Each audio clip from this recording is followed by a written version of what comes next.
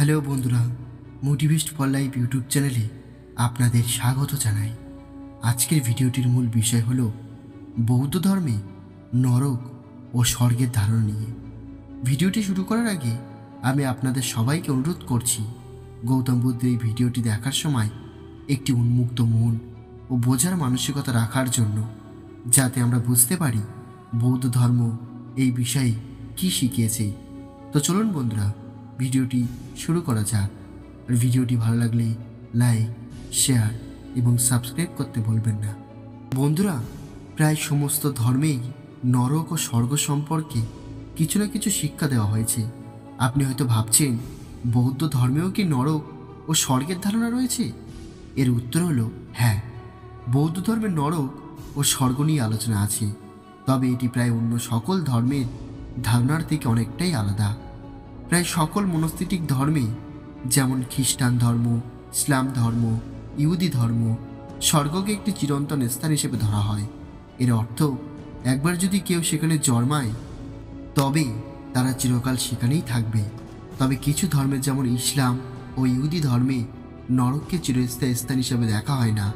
এক পর্যায়ে পাপীরা ক্ষমা পেয়ে পুনরায় স্বর্গে প্রবেশ করে।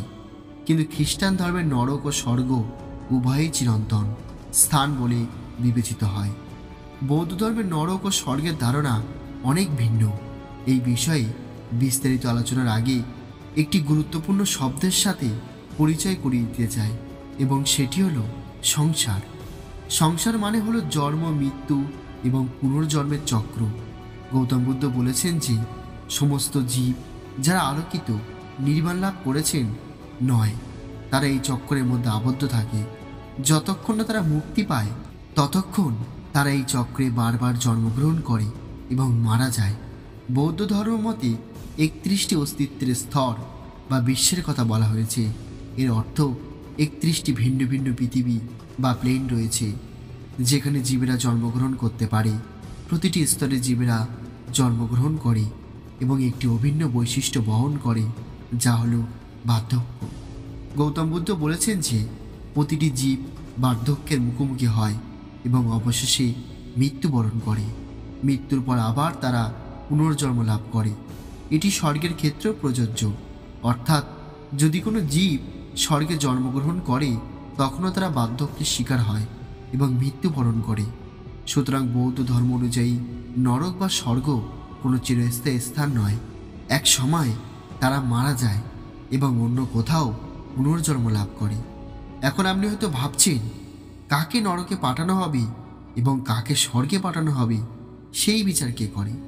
অধিকাংশই মনস্তাত্ত্বিক ধর্মে ঈশ্বর বা সৃষ্টিকর্তা এই বিচার করেন, কিন্তু বৌদ্ধ ধর্মে পুনর্জন্ম নির্ধারিত হয় বিভিন্ন বিষয়ের দ্বারা, যার মধ্যে সবচেয়ে গুরুত্বপূর্ণ হল কর্ম। গৌতম বুদ্ধ বলেছেন যে যদি কেউ সৎকর্ম বা শুভকর্ম করে, যেমন হত্যা থেকে বিরত থাকা, চুরি না করা, যৌন অনৈতিকতা না করা, মিথ্যা কথা না বলা এবং মদ ও মাদক গ্রহণ থেকে বিরত থাকা, তবে তাদের স্বর্গে জন্মগ্রহণ করার সম্ভাবনা বেশি। অপরদিকে যদি কেউ অসৎ কর্ম করে এবং অনৈতিক জীবনযাপন করে, তবে সেই অসৎ কর্মের শক্তি তাকে নরকে নিয়ে যায়। তবে মনে রাখতে হবে, যে কোনো জীব নরক বা স্বর্গে জন্মগ্রহণ করুক না কেন, তারা চিরকাল সেখানে থাকবে না, কারণ সেই স্থানগুলি চিরস্থায়ী নয়। এক সময়ে তারা পুনর্জন্ম লাভ করে অন্য কোনো জগতে। আরেকটি গুরুত্বপূর্ণ বিষয় হলো, বৌদ্ধ ধর্মে স্বর্গে জন্মগ্রহণ করা চূড়ান্ত লক্ষ্য নয়।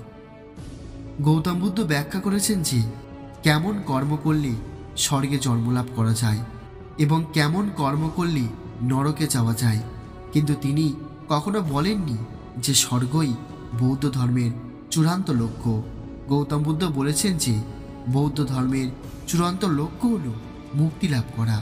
এটি হলো সমস্ত ধরনের দুঃখ থেকে মুক্তি পাওয়া এবং পুনর্জন্মের চক্র থেকে বেরিয়ে আসা। গৌতম বুদ্ধের এই শিক্ষার মাধ্যমে আমরা বুঝতে পারি যে আমাদের কর্মই আমাদের ভবিষ্যৎ নির্ধারণ করে। সুতরাং আমাদের সদা সতর্ক থাকা উচিত এবং সর্বদা সৎ কাজ করার চেষ্টা করা উচিত। গৌতম বুদ্ধ বলেছেন, আমাদের মনে রাখা উচিত যে আমরা যে ধরনের চিন্তা বা কাজ করি তার ফল আমাদের জীবনে ভালো বা খারাপ প্রভাব ফেলে। যেমন সৎ কাজ, জীবের প্রতি দয়া, সততা এবং সহানুভূতির মতো গুণাবলী আমাদের ভবিষ্যৎ জীবন উন্নত করে। অসৎ কাজ, হত্যা, মিথ্যা এবং চুরি আমাদের নিচের স্তরে টেনে নিয়ে যায়। তাই গৌতম বুদ্ধের শিক্ষা অনুসারে আমাদের লক্ষ্য হওয়া উচিত সংসার থেকে মুক্তি লাভ করা, কারণ নরক বা স্বর্গ উভয়ই অস্থায়ী। বৌদ্ধ ধর্ম আমাদের শেখায় যে নৈতিকভাবে জীবনযাপন করা, ধ্যান চর্চা করা এবং চেতনা উন্নত করার মাধ্যমে আমরা ধীরে ধীরে মুক্তির পথে এগিয়ে যেতে পারি। সুতরাং বৌদ্ধ ধর্মের নরক ও স্বর্গের ধারণা গুরুত্বপূর্ণ, কিন্তু তা চূড়ান্ত নয়। গৌতম বুদ্ধ আমাদের দেখিয়েছেন যে স্বর্গ বা নরকের পথ আমাদের কর্মের ফল, তবে আমাদের লক্ষ্য হওয়া উচিত মুক্তির পথ অনুসরণ করা।